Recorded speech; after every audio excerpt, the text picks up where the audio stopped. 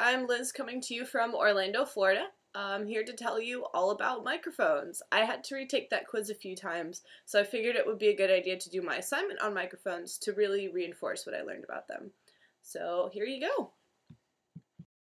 Alright, so microphones. Just to start with some basics, microphones are transducers, which means that they turn sound waves, which is what your ears hear in the air, into an audio signal. That is then converted to binary, ones and zeros, so that the computer can understand and encode and record the sound. Some of the most common types of microphones are a dynamic mic and a condenser mic.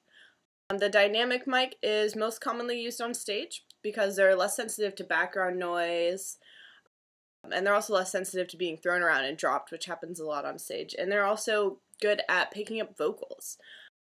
While the condenser mic is more studio-oriented because they're incredibly sensitive not only to noise but also to being handled roughly. And also they utilize phantom power, which means they need to be plugged into something that has a power source.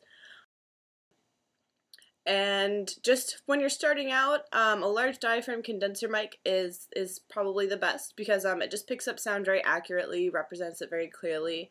It's not going to be affecting the sound by itself a whole lot. Some other types of microphones that you've probably heard of are ribbon mics, piezoelectric mics, carbon lavaliers, electrets. Some of these are just variations of dynamic or condenser mics. Like the lavalier mic is a dynamic mic that you would just use to like clip to your shirt if you're you need a microphone on like on video or something. The next part about microphones is the frequency response, which is how a microphone internally shapes the sound by having a range of sensitivities to different frequencies. It's basically like the internal EQ of the microphone.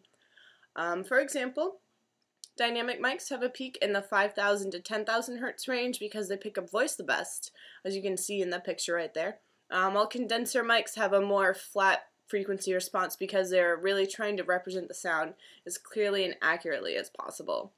And actually what I'm going to be getting into next, polar patterns, also affects the frequency response. And polar patterns are just the area around a microphone in which it can and will pick up sound. You can see along the bottom of the screen there, there's all the main polar pattern shapes. In the center you can see the cardioid shape, which is the usual polar pattern for a dynamic mic, which explains why it's good at picking up voice again. Because at the bottom, which is where you would hold the mic, it rejects sound coming from like the audience or from feedback from monitors and really just focuses in on the area where someone would be singing into the mic. These are useful because they really control like how much sound is being picked up in the air and from what directions it will pick up sound.